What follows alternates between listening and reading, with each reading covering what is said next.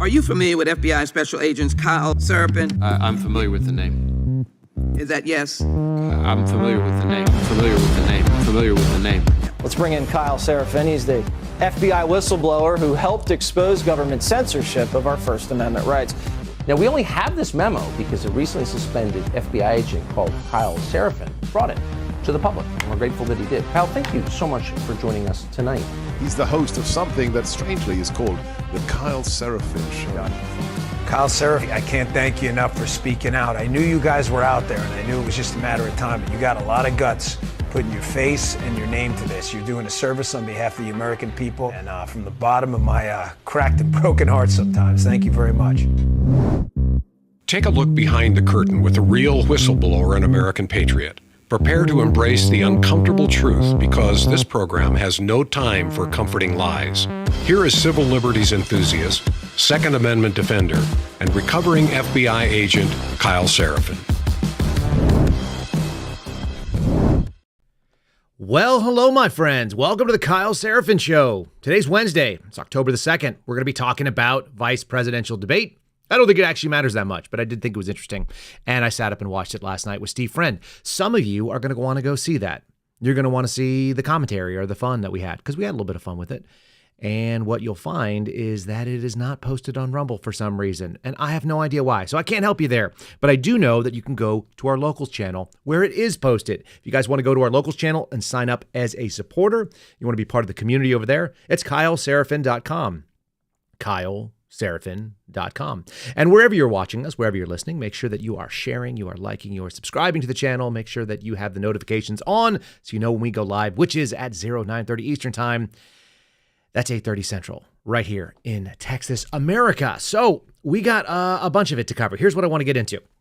I want to talk about the mobster that's got the American ports by the throat. We talked yesterday about the ILA, the International Longshoremen's Association, which is one of several organizations that handle ports in the United States.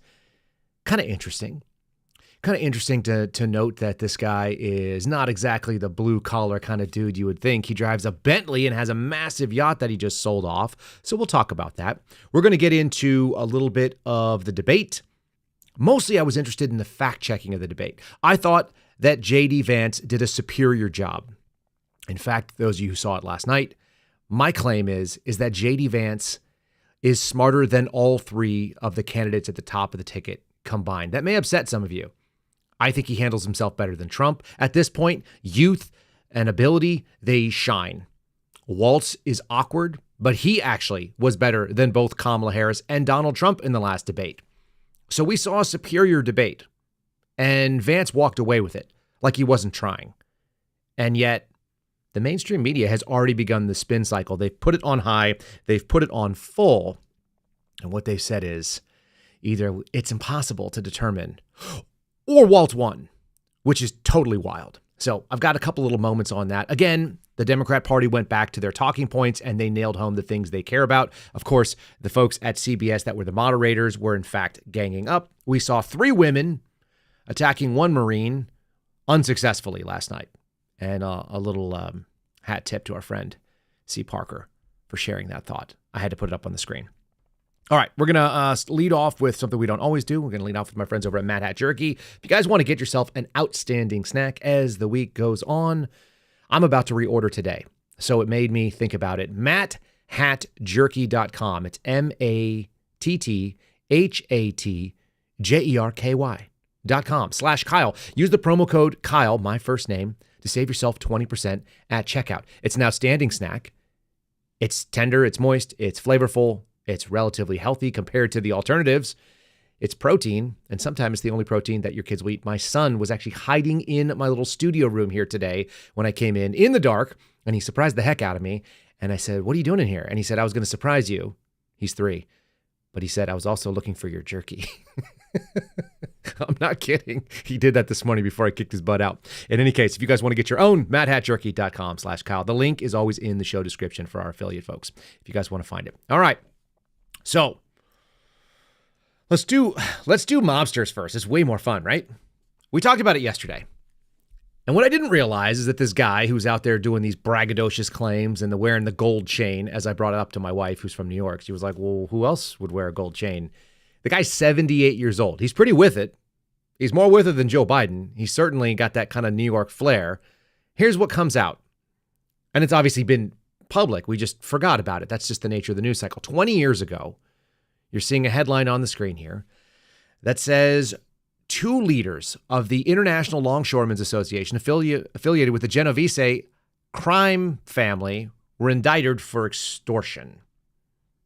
Oh, this is from the United States Attorney's Office back then. And what was interesting is that there was this commission. It was called the Waterfront Commission of New York Harbor. And essentially it was an attempt to try to root out corruption. Corruption is only really possible at the way that it goes on right now if you have human beings involved. It's yet another argument for automation. I actually used to work for an ergonomic office manufacturer. The company's called Human Scale. They're based out of Piscataway, New Jersey. And that's neither here nor there. But it's an American manufacturer. And of course, they have to ship using American facilities, and they have dock, because they bring in equipment and foreign parts. They were an American manufacturer, but they still had international sources of things. The raw materials. The thing that I found really interesting is that while I was working there was a massive case of the mob getting involved in stealing office furniture. I mean, these are expensive chairs, folks. So the chair itself goes anywhere between $1,000 retail and like $4,000 if it's the high-end leather one. So we're not talking about low-dollar equipment. Their office lamps were a couple $100 each. They had some other task chairs and stuff like that. They had, it was nice things. They were well made in the United States, and they were outstanding designs.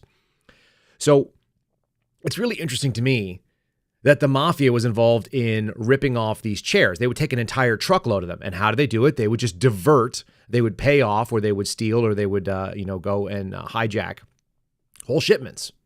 And that happens when you have human beings involved. So quite interesting. This Waterfront Commission on New York Harbor, which was actually getting indictments and was actually going after these folks, it stopped. They shut it down. Here's the indictment, kind of the press release on the indictment. It says they announced an unsealing of an indictment charging two union leaders from the ILA who were alleged to be associates of the Genovese crime family of La Cosa Nostra, which is what we commonly refer to as the mafia. But La Cosa Nostra, or LCN, is the way that the FBI always talked about these organized groups. They were indicted for conspiracy, an extortion conspiracy aimed at placing their associates in the offices of the ILA and controlling business operations within the piers of New York, New Jersey, and southern Florida. The indictment alleges Harold Daggett, the guy we heard yesterday, who is the assistant general organizer of the ILA and the president of the local 1804-1 in New Jersey, and another guy named Arthur Coffey. Keep that name in mind for a second here. They made this indictment against both of them and some local presidents that were down in Florida. It's long been the case that unions, particularly unions that were involved in transit and shipping and things like this, had mafia connections because of the way they got things done. There was also another allegation that was put out there, and charges were filed in July of 2004 that other ILA international vice presidents, a guy named Louis Sarkenti, was involved with the Gambino organized crime family. And he was indicted for perjury, some other stuff. So you had these folks arraigned. Okay, that's all really interesting, right? And then we find out they were found not guilty. And this is where it gets kind of fun. July of 2004. You're seeing another thing, union busted. So also the New York Post covered it. This was interesting at the time. This is going back to 2004. The guy that we heard from yesterday that said, I'm going to strangle the American port system. Listen to this. He's now 78, so 20 years ago. Harold Daggett, 58, an alleged Genovese crime family associate, was accused of conspiring to shake down the ILA's international president. He rakes in more than $460,000 a year as the assistant general organizer of the ILA. He also is the president of the New Jersey local. He was released on a $350,000 bond. Feds say that they made a push that the crime families made a push to push him to the head of the ILA in 1999 as the successor of President John Bowers. If you guys don't understand how this works, unions all have like an organized structure, just like any other corporation. They have people that run for like offices. That's going to be your treasury. That's going to be your secretary. It's going to be your president and so on. And so these folks go in and they take these positions, and they're incredibly high paid. For a union, you would think they'd be not, but they are. It's very lucrative. There's a ton of money in the campaigns. They actually spend money with professional campaign organizers, lobbyists, and so on that do this sort of thing for a living. And I only know that because my father-in-law, my wife's stepfather, was involved in this sort of work. And so he would help run campaigns for unions and so on. So they would spend money because these people make a ton of money. And so they actually have a pocket. There's people within the organization that try to put their guy up at the front so they can lead the unions the way they want. And then sometimes, like, the mafia is involved, apparently, particularly in the longshoreman one. Now, you're also seeing up here that they were found not guilty. And this gets really, really interesting. The accused mafia figures, an accused mafia figure disappeared during his federal trial on waterfront corruption charges and is feared dead. After two co-defendants are then acquitted in the high-ranking officials' International Longshoremen Union trials. The not guilty verdicts are a significant blow to federal prosecutors. Do you know how many times federal prosecutors do not get a guilty verdict when they go to trial? It's almost never, except when the mob is out there disappearing people. How interesting. All right. The defense lawyers for the two union officials, Vice President Arthur Coffey and Harold J. Daggett, the assistant general organizer, contend that these acquittals on the extortion, conspiracy, and the fraud charges were a setback to the government civil suit, which was brought underneath RICO, which is the Racketeering, Influenced, and Corrupt Organizations Act. I think it puts a really big hole in the civil RICO, and therefore they're going to go back to the drawing boards, said the attorney for Mr. Coffey. Interesting. But I guess the most interesting thing is, we should have to, I want to double check before, because this is my understanding. Arthur Coffey, and I'm going to pull this up on the screen as I'm looking at it. Arthur Coffey didn't make it to trial. He was found rotting in the back of a trunk. Isn't that interesting? So, what happens when somebody dies in the middle of the trial? Do we think that's normal? The witnesses get appear. We did hear that on the Hill the other day. That you go out there and you attempt to keep your witnesses safe. And apparently Glenn Kirshner, who testified next to Marcus Allen, said that he had witnesses whacked, and that happens. It's actually not very common at all. It's pretty rare. You heard, sorry, that wasn't who disappeared. It was another defendant, a guy named Lawrence Reiki. He was found decomposing in the back of a trunk after this, but they said they hope he's alive, and we hope that these not guilty verdicts bring some peace to the family. At least the jury saw innocence. Yeah, they saw innocence, and then the guy who probably was turning over as a witness just disappeared. So, sorry, correction here. Lawrence Reiki was the guy that was found dead after the fact.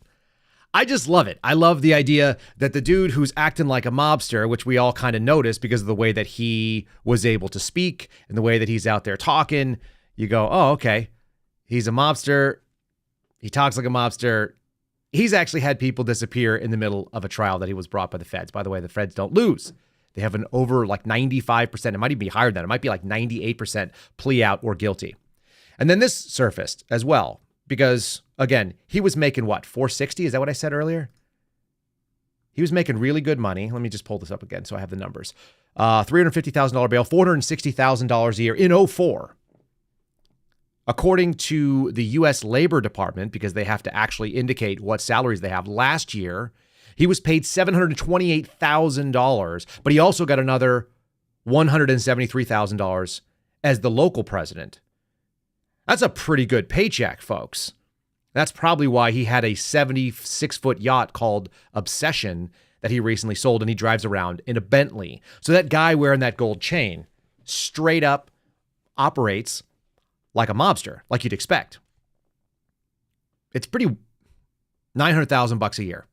So not exactly the everyman that you would like, not exactly a person that's going to get a lot of sympathy from the working class poor, the people that are worried about the casual dock workers out there. Because I had seen some pushback, and they said, listen, your facts on this, on the $81,000 a year and $147,000 a year, and all the other things that you guys are saying that dock workers make, that's not true. Go look at the stats. And I showed you $20 an hour, $15 an hour, depending on the state, sometimes even less. Those are the casuals. Those are the people that are not union. Those are the people that aren't mobbed up, I guess. When you're mobbed up, you get to have the top guys make $1 million a year and the walking bosses and so on, as we covered yesterday, $300,000 a year. A lot of money. A lot of cash involved in this game. There's a reason why a lot of Americans don't much care for unions. And you can't tell me that you need someone who's just like you, who's representing you, has to make $1 million a year.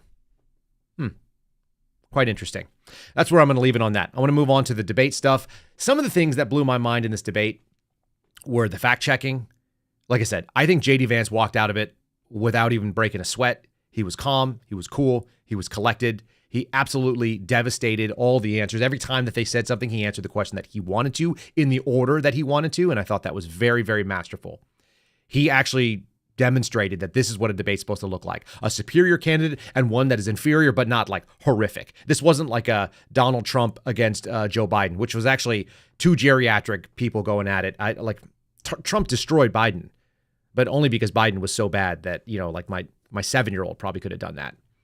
So we've got a little different animal. Let's just get the take before we get started. I want to have a little take from the mainstream. This is the spin. This is what your friends on the left who live in your neighborhood or go to your church and don't know how to vote properly, this is what they're hearing from guys like Joe Scarborough. Pretty obvious that WALZ won. I don't know how he came up with this, except that I've read the press, and the fix is in. They're going to declare it because most people don't watch the debate. There's no doubt that despite the fact, if you look at the numbers, WALZ won this debate. If you look at the CNN polling, it shows Vance a slight advantage, but in terms of favorability, again, his favorability rating went up 59%, unfavorable 22%, Vance 41%. That's and good. 44. Well, as you're looking at that number, it's really interesting. You look at that number, Eddie, and I go back, and let's keep that up for a second. I go back to what Elise just said. He's a guy in your hometown. Yeah.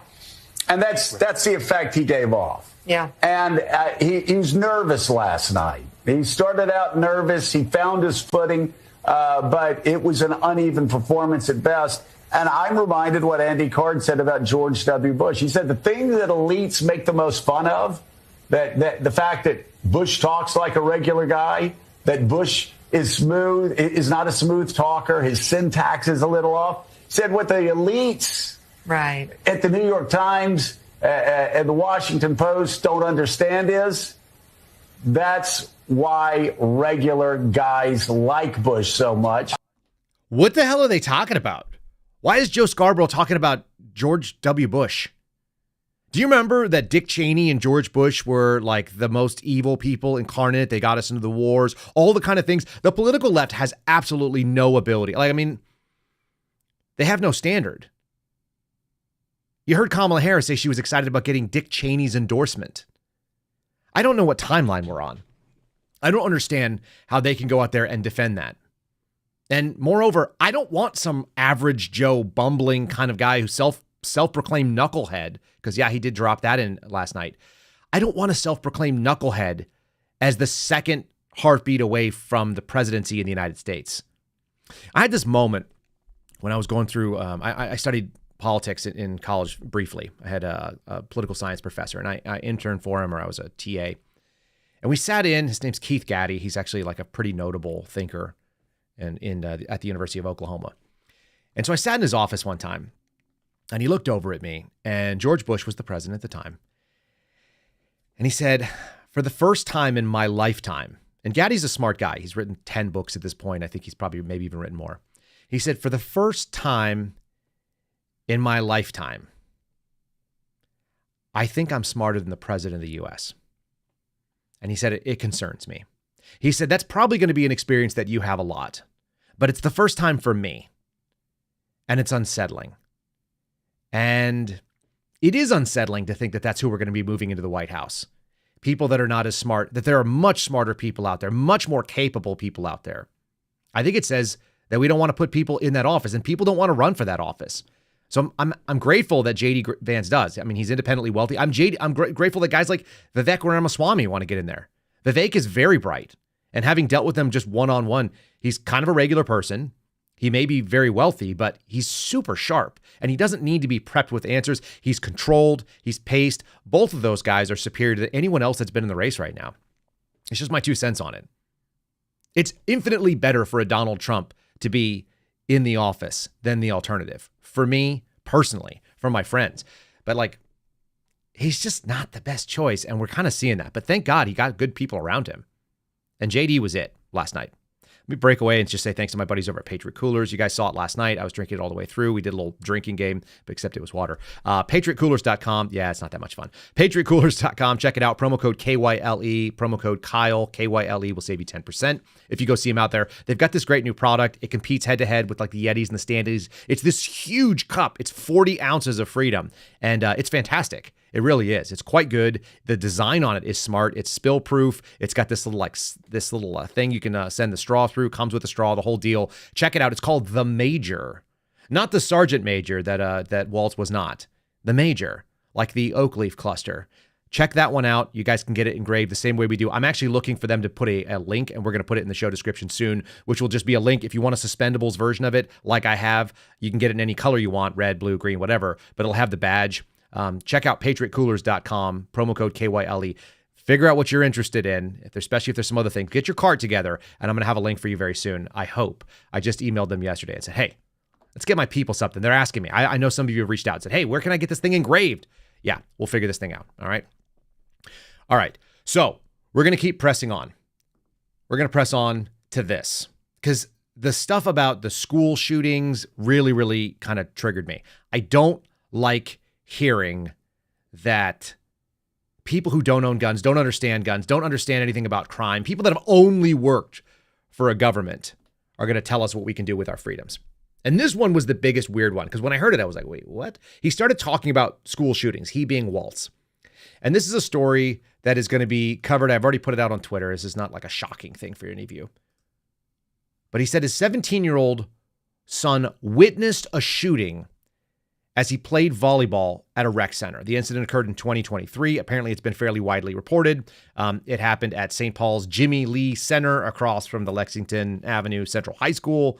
All right, and you're seeing the kid. This is his son, Gus, who's like crying from the convention and all that kind of stuff. His son witnessed a shooting. We're gonna dig into that piece, because for me, when people can't say things that are true and honest, kind of like his story about Tiananmen Square, which we'll get into in a second too, there are some interesting fact checks. Let me just throw this up here. Let's play this little video of him saying his own word. I got a 17-year-old, and he witnessed a shooting at a community center playing volleyball. Those things don't leave you. This is a good start to the conversation. I 100% believe that Senator Vance hates it when these kids, it's abhorrent and it breaks your heart. I agree with that. But that's not far enough. Tim, first of all, I didn't know that your 17-year-old witnessed a shooting. I'm sorry about that, and I hope that he's doing okay. So. Christ have mercy. It is awful. I got a 7. All right. So my 17-year-old son witnessed a shooting. That's a pretty clear statement. You heard him say it with his own words. I have the definition of the word witness up here because it's interesting to me. Witnessed, past tense. Okay. Number 1, see an event, typically a crime, take place. See an event take place. Witnessed. It was a bartender who witnessed the murder used in a sentence. Okay. Definition 2, to have knowledge of an event from personal observation or experience. What we are witnessing is the birth of a new political entity. That's kind of a little bit more conceptual. The 1980s witnessed an unprecedented increase in the scope of electronic media. To give or serve as evidence to testify to. These are the definitions of the word witness. Then I have his own words. Again, my own son was in a location where someone was shot in the head. Too many of us have this, he said to a crowd in Grand Rapids. Well, which one was it? Did he witness it? Did he actually see someone get killed? Because that is a traumatic thing. I'm sure of it.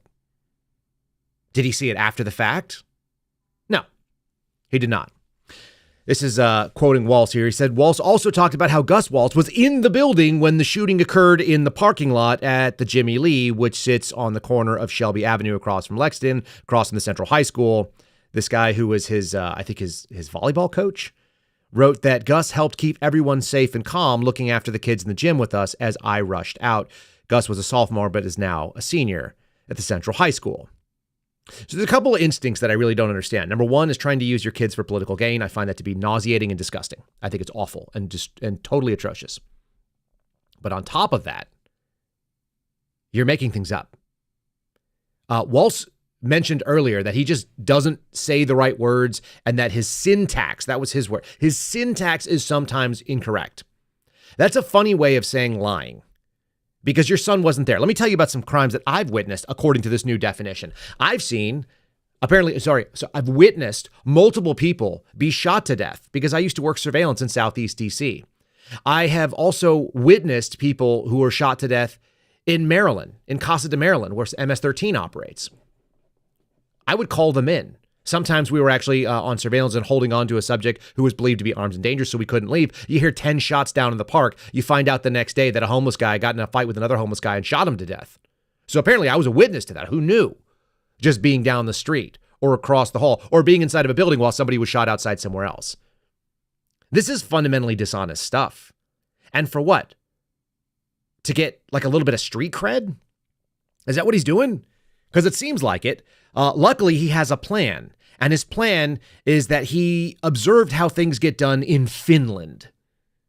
I listened to this and I was like, wait, if you guys listen to the live stream, the meme running around right now is the squawking duck or whatever it is. It's like a goose. It's like running after him. It's like, they don't have mass shootings in Finland. What do they also not have in Finland? What do they not have in Finland? Waltz, what do they not have in Finland? Right? Like, what do they not have in Finland? They don't have the ethnic diversity that we have, like the massive ability to own firearms, the huge differentiation in culture, 20 million people here that are illegal, that already crossed the border and don't have any knowledge of our laws. And then this urban gang culture of Black and Hispanic men between the ages of let's say 15 and 40 that go out and kill each other all the time. Most of the mass shootings come from gang shootings. They're not from AR-15s. There's less than 1,000 shootings with rifles of any kind. It varies from year to year, from 500 to 1,000. It doesn't happen. It's not a thing. I understand that it's traumatic and impactful if someone chooses to do it. It's awful. No doubt about it. In the same way that Vance just recognized that. But I don't think Finland is going to be the example that we're going to look to figure out the United States quote unquote gun problem. I think it's going to be arming schools and giving people security, like we do with everywhere else, like the airport and the courtrooms and all the other places that we don't want to get messed up. Federal buildings and so on. I was an FBI agent where like a third of the people in the building were armed and they still had armed guards that were like non-FBI agents sitting up there. They were like armed security guards. They call them FBI police. If you've ever wondered what that job is, that's what it is. It's a security job. Yeah, sure enough. Finland, huh? And this idea that we should just live with it. And I here's what I do think, that this is a good start to the conversation. I 100% believe that Senator Vance hates it when these kids, it's abhorrent and it breaks your heart. I agree with that.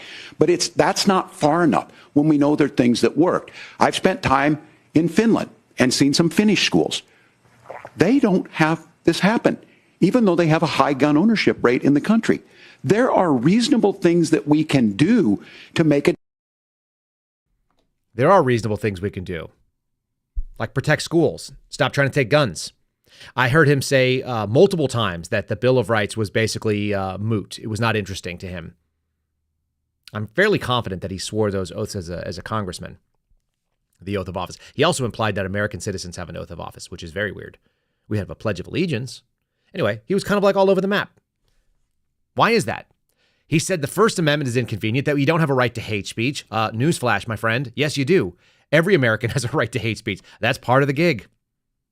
They have the ability to speak things that you don't like. And then he also said that, look, I'm a hunter, but also we need to limit gun ownership. It's like, nope. I don't know how else to tell you. These are not real. These are not real things.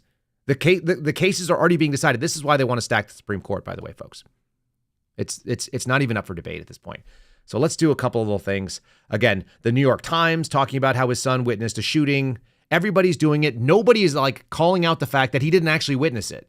So the lefty media is going to push it out. The best for me, excuse me, the best for me is that CBS did a poll. You're seeing the results on the bottom. CBS instant poll, no clear winners in the VP debate between Tim Walz and JD Vance. You guys know me. You know that I don't get to, I'll say it's not exciting when it's not. I'll say it's bad when it's bad. The one between Trump and Kamala, I think Kamala won. I think Trump was terrible in it. I think he got baited into stuff, and I don't think that he did a good job. This one was obvious. This one wasn't even close. And Steve Friend and I were both listening. And Steve wants to vote for Garrett O'Boyle for president, for whatever that's worth. I'd take that vote. The instant poll said that they couldn't tell. Among the debate watchers, Walz remains the candidate who's seen more positively and more in touch with their needs. America is a country full of dumb people at this point. And I'm going to give you some evidence of that. We have some polling that basically shows Americans are dumb and they make bad decisions. And they probably, a lot of people shouldn't be voting. Whenever you guys say, oh, we need more people to vote, we need more people to poll, we need less people with the right to vote. I know that's not a popular opinion. It's kind of elitist. I just watch how people handle their daily lives. If most Americans are like $400 away from a financial catastrophe, why are they voting? They make bad choices a lot of times. Some of them are circumstances, and obviously there are some exceptions to that rule. But at a certain age, if you have a run of bad luck, at some point it's you. Luck tends to favor the prepared. And if you have an overwhelming run of inability, there was a guy that was actually in my mentions this morning over on social media, and he's got 60,000 followers on Twitter. And he's crying about how terrible Walz is. And then you go look, and he's got a GoFundMe page because his refrigerator died and his brakes went out on his vehicle and his air conditioning unit doesn't work. And it's like, dude, you're in your 50s, like your late 50s. Not everybody is economically successful. Not everybody's out there begging. I said, have you asked people at your church? Maybe if people on the political left knew that there was some answer other than government, they would be in better shape. Because it turns out your neighbors can actually really help you out. And the people that see you have the most skin in the game in seeing you be successful and flourishing. I'd 100% roll the voting age back. One of you just said that in the chat. Roll it back to 21. Psh, roll it back to 25. I was a moron until I was about 25, 26. And I'm not saying I was brilliant after that either. I'm just saying really, really bad decisions. Actually, you know what? I've got one of those people. This is a president of the College Republicans. If you're listening to this, you're not going to wait till you're going to have to just wait till I describe this person. Listen to these two men interacting real quick. Hey, the College Democrats. You're the president of the College Democrats. Yep, that's how you feeling about the enthusiasm? Your name and how you feeling? My name is Rose, and I'm feeling great. This is going to be a great debate. Oh, sorry, I touched you there. I'm so enthusiastic. Walz is going to do so well. All right, I guess we're gonna have to wait and see. I really appreciate talking to you guys, Rachel. Even the beta male from MSNBC that was doing the spot interviews was like, oh, look at that dude who's dressed up like a chick and calling himself Rose. I guess he was a big fan of Titanic. Weird. I would have said, what name did your parents give you? Dude in a dress? Weird. Here, listen to that voice one more time, because it's just like, if you're listening, you know 100%. Like, so for folks that are listening and not seeing, black dress, pearls, heavy lipstick, tufted hair like a 50s hairdo.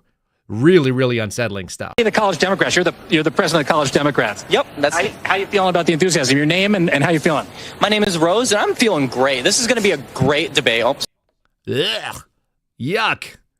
So weird. Maybe that's why there was an instant CNN poll that said that there was no clear winner. But the best is the fact checking, which you're also seeing up on the screen here from ABC. The fact checking of Tim Walz and JD Vance. Look at the pictures they chose, folks. JD Vance looking kind of inquisitive, kind of curious, kind of looking off. And then you have Tim Walz standing there with the word vice president behind him. They frame that shot in just such a way that the word vice president is behind his head. You think that's an accident? Do you think that these are accidental? That they're not done intentionally as they select these photographs? Because they could have taken it from the other side and they both could have had the word like that. No. They're already trying to portray this. And every single thing that is going on right now is trying to normalize, and the polling data is trying to push out that we are about to see something. Another installation. I have zero faith that we are going to see it. George Hill and I were talking earlier. There's no way they can let Donald Trump get back into office. They can't do it, which is why they're saying things that they know are false, because as long as it's been repeated many enough times, they can act like this is a normal thing. All right, let's do the fact checks. ABC, here we go. 90-minute, high stakes, blah, blah, blah, blah, blah. It really wasn't high stakes, folks. It was a bloodbath. WALZ claimed that the person's closest to them, Donald Trump, said he's unfit for office, and that person is Senator Vance. Fact check true. Okay, so that's true. Vance claimed that we've got 25 million illegal aliens who are here in the country. That's false. Okay, so Tim Walz is telling the truth. That's the first leadoff, and Vance said something that's false. There's all these like little paragraphs about it. They justified. They're full of it. Vance claimed that Iran has received over $100 billion thanks to the Kamala Harris administration. Fact check false. That was because of Barack Obama. Obviously, it happened again, but whatever. It's been happening in August of 2023, talking about an agreement where they gave him another $6 billion. Yeah, there's a lot of money that's been handed over. So fact check false. Not needs context or anything like that, right? Vance claims that there's an application that you can go on, illegal immigrants. You can apply for asylum and parole and be granted legal status. Fact check false. Vance, false. Every single thing so far in the fact checks that they've chosen, which are ridiculous, have only sided with the left. And this is ABC, which is like a center left. They cut off Vance's mic when he was crushing on that particular topic. I'm going to play it. The moderators, this is why I said it was 3-on-1 again. The moderators didn't want to talk about anything. The moment that JD Vance was showing obvious control of the topic, what we saw was a pivot, and they kept saying, we have a lot to get to. They said it 8 minutes before the debate ended. 8 minutes before the debate ended, we have a lot to get to, Senator. We have to move on. Here they are cutting off his mic, and they do it at the end. But he at least muscled this in. This might have been the single best moment of the debate for JD Vance, where he was like, look, I'm going to assert what I'm going to assert. And you're fact-checking me, so I'm not going to just stand by. Margaret, but thank you, Senator. We have so much to get to. Margaret, I think it's important because we're going to turn now to the economy. Thank Margaret, you. The rules were that you guys weren't going to fact-check, and since you're fact-checking me, I think it's important to say what's actually going on. So there's an application called the CBP One app, where you can go on as an illegal migrant, apply for asylum or apply for parole, and be granted legal status at the wave of a Kamala Harris open border wand. That is not a person coming in, applying for a green card and waiting for 10 years. That is the facilitation of illegal immigration, Margaret, by our own leadership. Thank you, Senator, for describing the legal process. We have so much to get to, Senator. We have so much. That's what he looks like. Look at him. Walz is like, his eyes are wide open. His mouth is kind of like half open, and he wants to say something. He crushed on it. Yeah, the CBP One app, where you can sign up for your appointment to come in and register yourself in and get status and then be released into the country. Yep. And then we heard later on, which we were cracking up about during the live stream, they cut the mics and you can hear him echoing in the background. We know that he's out there doing the thing he's doing. Like, he's saying it. We can hear what he's saying, and they're just like talking over him. The debate moderators were terrible. Nora and Margaret, whatever. It's really bad. So the question was, I think that was his strongest moment, to be fair. He muscled in and he said the thing that he needed to say, which is that immigration is the problem, which, by the way, is in the top 2 issues that face voters based on the polls. I always want to know, what is the top issue or what is the best moment that Walz had? So people asked him, what was his best moment? This is his best moment, I guess. What do you think your strongest moment was tonight? I think it was a good debate. The public got to see a contrast. And I think the ending sums it up. The democracy issue is important. Governor, you said you become friends with school shooters during the debate. Can you clarify what you meant on that? Can you clarify what you meant when you said you'd be friends with school shooters? Can you, though? I mean, honestly, can you clarify what you meant when you were friendly with school shooters? Because that's something he said. Can't remember if I have it right here. Is this it? The college Democrats. No, that's that creepy video of that guy Rose. He's friends with college with school shooters, he said. I've got the clip. I'll pull it up in just a second here. So the question is, what was your best moment? The best moment was that we had a closing. His closing statement was weak. It wasn't great. JD Vance did a much better job. He refocused and did a great job on it.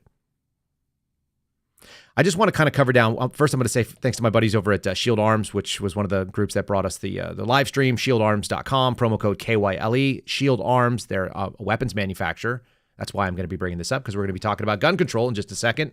You can get 5% off site-wide by using my name, promo code KYLE, shieldarms.com. It's shieldarms.com. If you guys are looking for a high capacity, or what I would call is a better capacity magazine for a Glock micro pistol, definitely check them out. They make awesome folding ARs. If you're looking for a high-end weapon that's basically already been modded out the way that you're going to want it, excellent trigger systems, great on the selector switches, good barrels, good furniture and equipment. They've got great Cerakoting, all that kind of stuff. Check out shieldarms.com. You can find them in stores, but you can't get the discount that we're going to give you here, 5% off, and use KYLE. Okay, so the question is this, I think, because guns are not a big issue, but they are an emotional issue for people. It's not a big issue when it comes to like the number of things the president can actually affect. They're not going to be able to get real gun control that they want through not the Senate or the House as it stands. But Kamala wants to do buybacks. So they pretty much said it. Like I keep telling you, like they want gun control. They want to take away your civil liberties. They want to keep the border open. They want abortions for all. And they said all those things. So like that's kind of the case. Here's Kamala. She said what she wants to do. She thinks there should be a quote unquote buyback. I never bought a gun from the government, so I don't know how that works. You can't buy something back. And I don't agree to your prices. But a mandatory buyback is confiscation, even if they're going to give you some money for it. Here she is saying what she wants. Like, this is worth remembering when you have people who are liberals or leftists.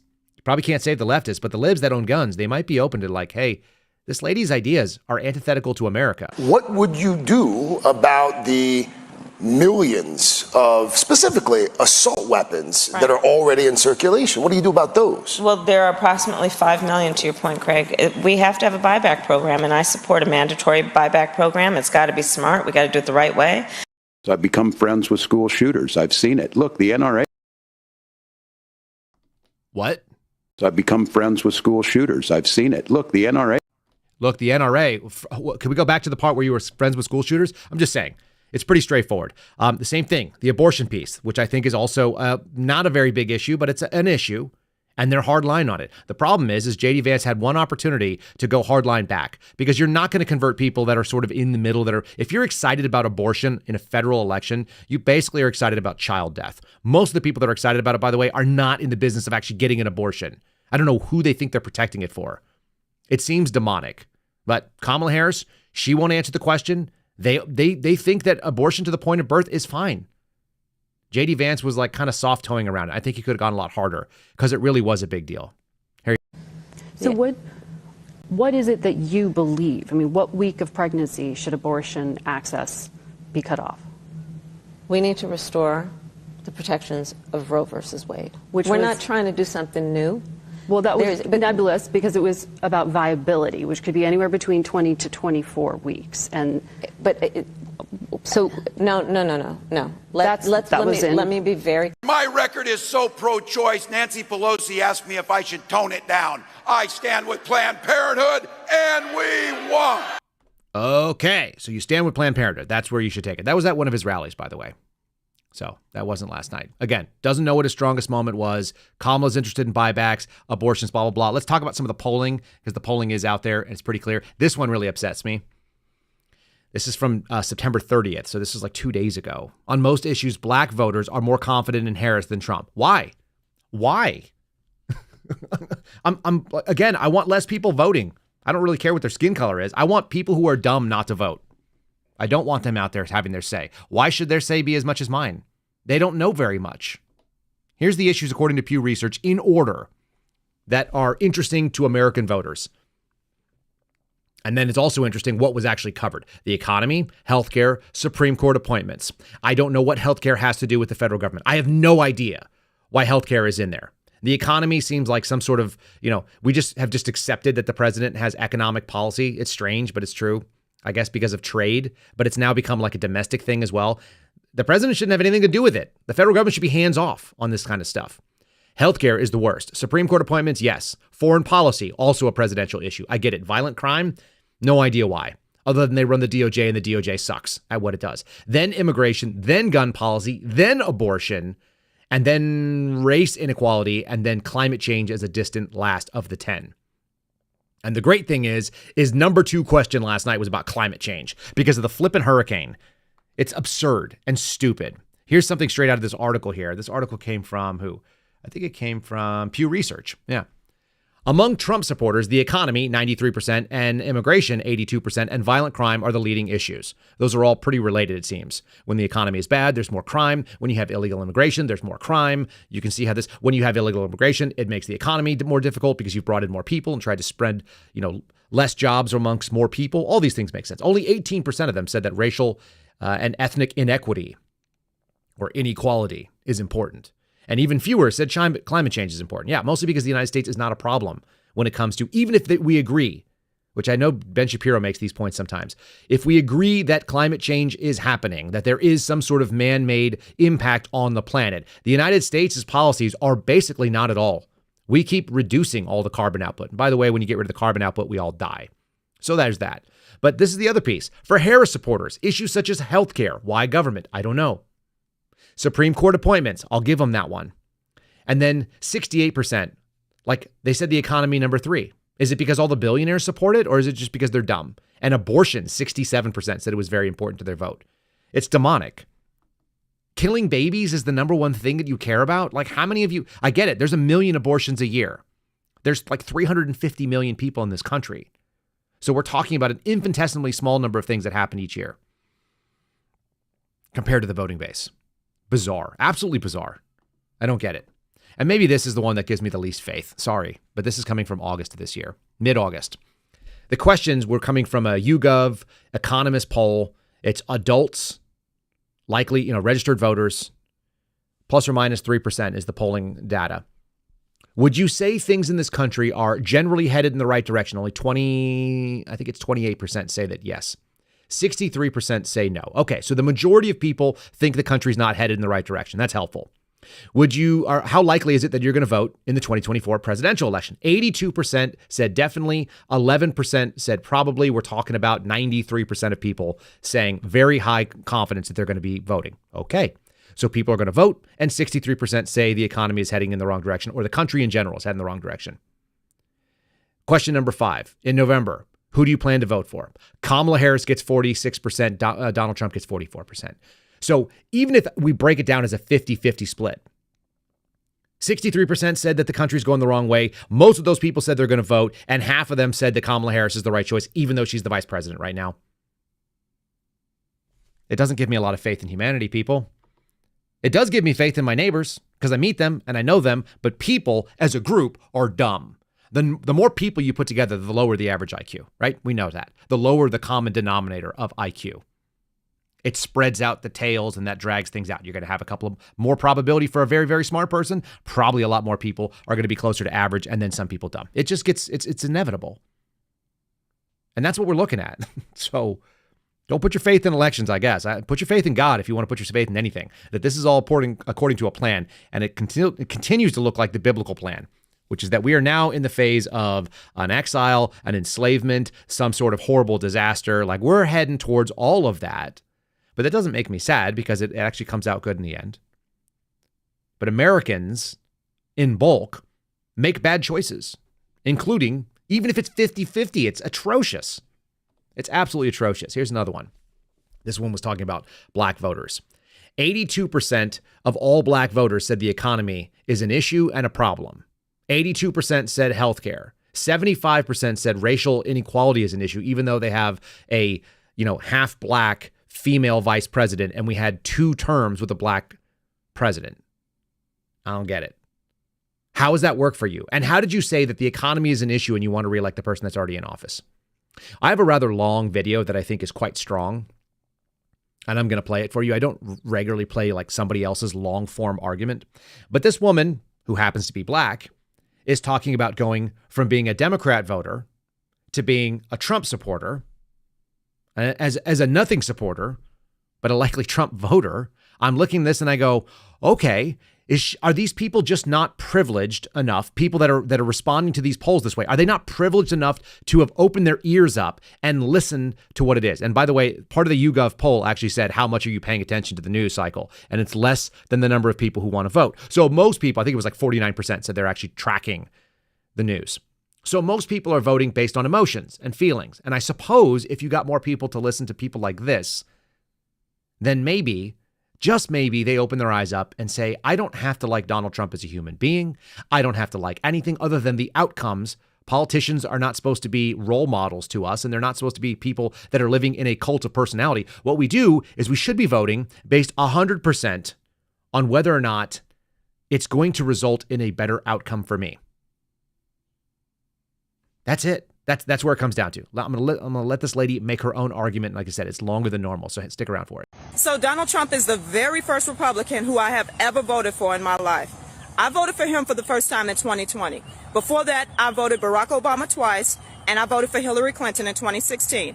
And the only reason I voted for Hillary Clinton in 2016 was because I believed that Donald Trump was a racist, and I also thought that the majority of Republicans and the people who were voting for him were also racist. Then in 2016 hit, and he won. I was so disappointed. I told my sister, I cannot believe that the country that just elected our first black president turned around and elected this man. Then my sister told me, just because people have voted for Donald Trump does not mean that they are racist. I told her, yes, it does. It absolutely means they're racist, because that's what I thought. Then I saw him as president, and I thought that he was a good leader. I think he did a good job, aside from all his mean tweets. So in 2020, I voted for him. And in 2020, I was literally undecided until that third debate with Donald Trump and Joe Biden. I saw Joe Biden get on stage, talk about all the wonderful things that he was going to do should he take office. Then Donald Trump said the same thing to him that we saw him say to Kamala Harris. If you were going to do those things, why haven't you done them? And in Joe Biden's case, he had been Barack Obama's VP for 8 years. And in addition to that, he had also been a senator. So around that time, he had about 40 years in office under his belt. And when Donald Trump asked him that question, that struck out to me, that why didn't you do all these things in 40 years? Then Joe Biden answered that question with an excuse and said the reason he didn't do it was because of the Republicans in Congress. Said also because he was the vice president. And I was thinking, so the Republicans in Congress stopped you from doing all this in 40 years? You couldn't get any of this done in 40 years? That struck out to me. And that made me vote for Donald Trump in 2020. And I remember when I was actually on my way to vote for Donald Trump, my husband and I were in the car riding together. We started talking about the election and who we're voting for. He was voting for Biden. I told him I was voting for Donald Trump. He immediately turned the car around and drove back home, would not take me to the poll to vote for Donald Trump. So we went back home, and I returned to the poll later to vote for Donald Trump. Then we all lived under Joe Biden and Kamala Harris in office. My husband got to see firsthand the incompetence of this administration. And now not only am I a Trump supporter, he is too. And I've also learned one thing about Donald Trump supporters and Republicans in general. See, it used to be, I thought they were intolerant. I thought they were the ones who were racist and closed-minded. But it turns out it was the other way around. Because when I was in 2016 voting for Hillary Clinton, I was working in a small office then. The majority of the people I was working with were Republican. They had no problem with me saying that I was supporting Hillary Clinton. They had absolutely no problem with it. Not one of those people tried to change my mind. Not one of those people treated me any differently because I thought differently than them. But the minute you turn away from that and say, you know what, I don't agree with that anymore. I don't agree with what the Democratic Party is doing anymore. I don't stand for that anymore. The minute you do that, the Democrats have a problem with it. But they're the ones preaching tolerance. They're the ones preaching acceptance. They're the ones talking about the hatred on the other side, when really the hatred is on their side. And there it is. Like I said, a lot longer than I normally go. That was a 3.5 minute clip, and I generally do not do that. I don't want to hear somebody's long form argument on a TikTok. But she makes a lot of good points, and it comes from a person that is not me, because those are the people I want to see opening eyes up and just saying, man, what I thought was not accurate. I've seen these things happen. I don't know a lot of people from the other side that are like, yeah, I was a conservative person. I thought that traditional values were important. And then I realized the truth of those statements were all false. And that's how my son is now my daughter. I actually did work for someone who did that.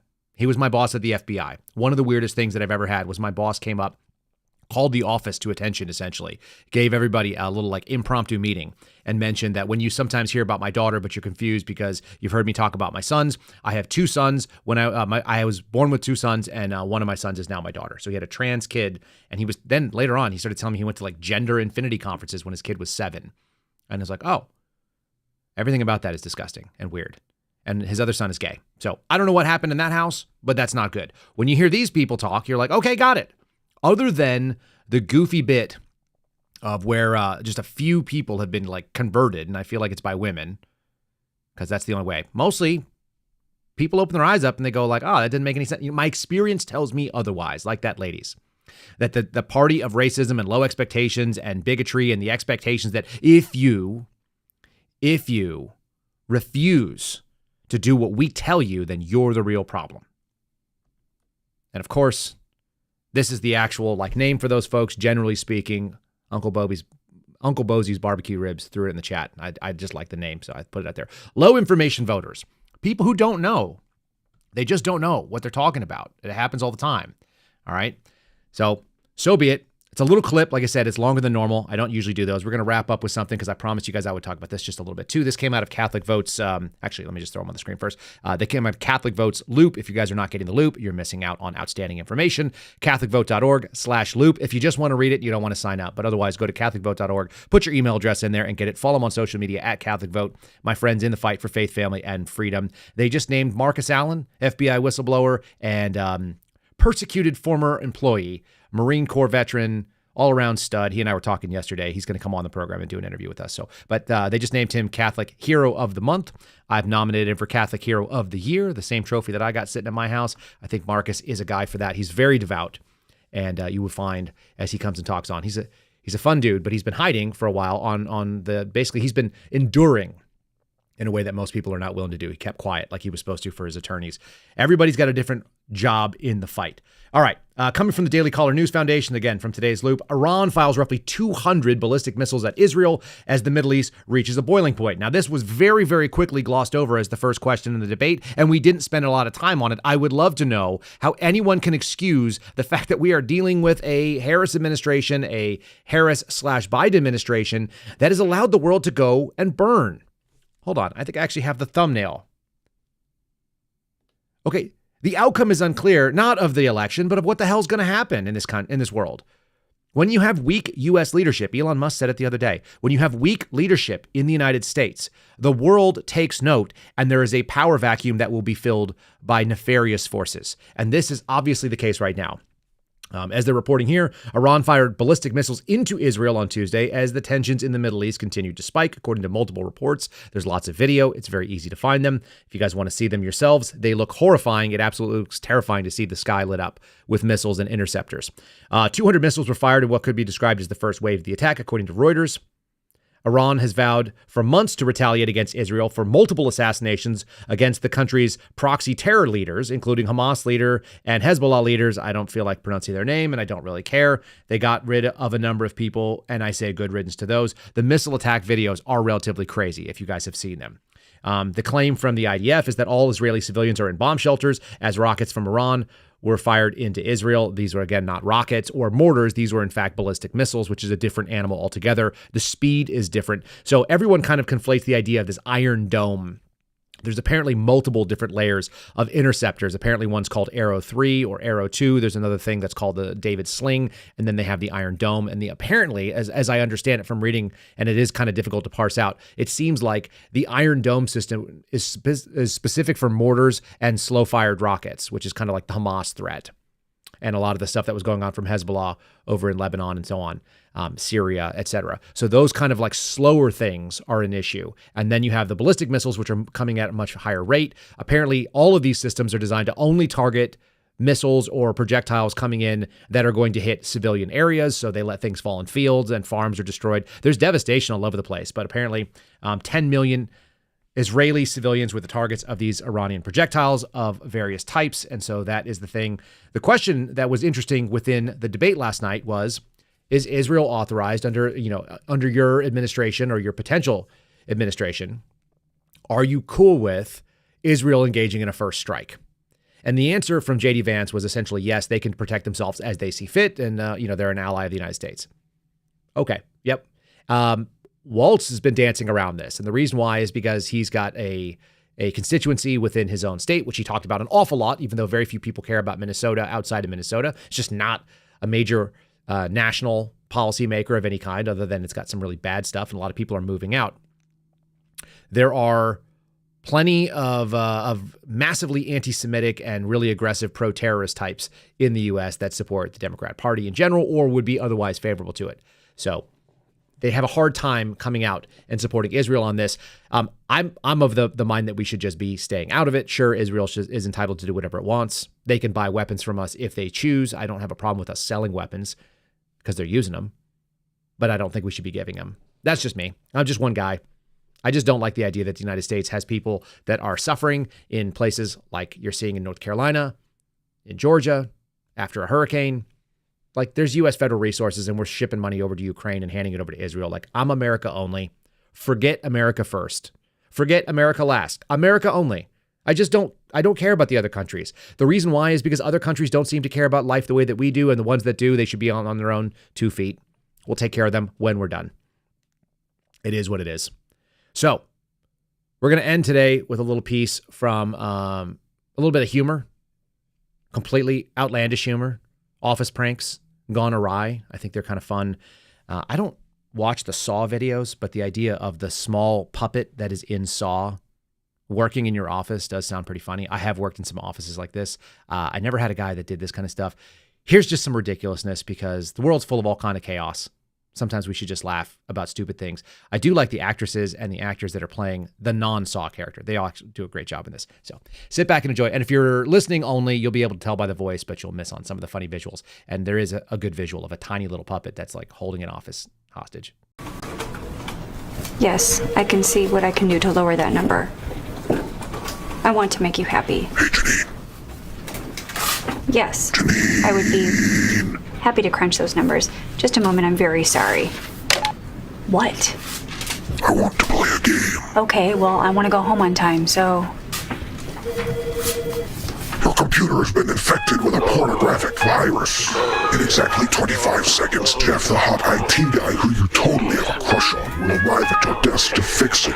You must close all 517 pop-ups using the office's deadliest computer mouse.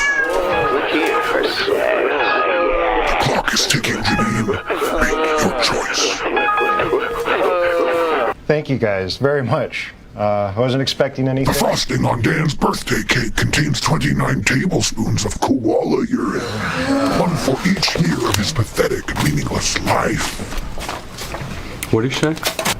When your games increase, general productivity throughout the office actually decreases. It'd be different if your games had some sort of work-related theme, like team building or workplace synergy. Sure. Yeah, sure. Look, sure. all we're asking is that you just, tone it down a little. Yeah. Just till corporate gets off our back, okay? What do you think? Yeah. It's all of your legs have been chained together at the ankle. It's so stupid. I love it. Meaningless office pranks. This one's coming from T. Cambogi, who we've heard from before. Friendly Fridays, 5 stars, coming off Apple Podcasts. By the way, we are always getting reduced on Apple Podcasts. The number always goes down, which is amazing to watch as you guys add them. So it says, I meet the infamous Steve Friend at the Lincoln dinner in Prescott, and I'm waiting for his report on Friendly Fridays. Where is it? Well, the fact of the matter is, Steve and I were on the road. You guys missed a Friendly Friday, and that is why we did a live stream last night, kind of an additional catch-up for you. And I'm going to tell you this too, because I asked Rumble support, what the heck happened to our live stream? Where did it go? I also emailed our individual contact over there who kind of keeps an eye on our channel. And he said, hey, Kyle, the team is actively investigating this issue and other users were also affected. I'll keep you updated and I'll let you know as soon as we have a solution. So don't give up hope. I do report these things when they make our stuff disappear. I don't think it was on purpose, but it sounds like there was a site issue of encoding. If you guys want to find it, you can always find the live stream we did over on Locals. Yes, it's available to anybody that joins the community. KyleSerafin.com, KyleSerafin.com. That's where you go. Check it out. If you guys want to support the program, we do appreciate all of that. I appreciate you guys as listeners. I hope that was meaningful and that you were able to understand a little bit of it. And if you guys want to go back and watch the entire debate, which it really was the better of the discussion so far this year when it comes to those things, I don't think it matters. I don't think it's going to change anybody's mind, but that's only because so many people are out there existing in that low information space. So be it. Tuck in, go out there and meet your neighbors. Make sure you guys insulate yourself with a worker strike, war in the Middle East, potentially assassin teams running around in the United States trying to go after Donald Trump, and voters that don't seem to have any information, voting on things that they don't understand. Now more than ever, It's worth praying. It's worth getting involved in your church community and getting involved in your little local community. The folks around you, those are the keepers that you're supposed to have. They're keeping you. You're keeping them. Take care of your brothers and your sisters out there. I will see you guys again tomorrow. And that's it. That's it for the day. It's going to be an interesting couple weeks. So we might as well tuck in. God bless all of you. I'll see you guys again soon. Thanks for listening to The Kyle Seraphin Show, streamed live weekdays on rumble.com/Kyle Seraphin. Follow Kyle on Twitter, Truth Social, and Instagram @Kyle Seraphin.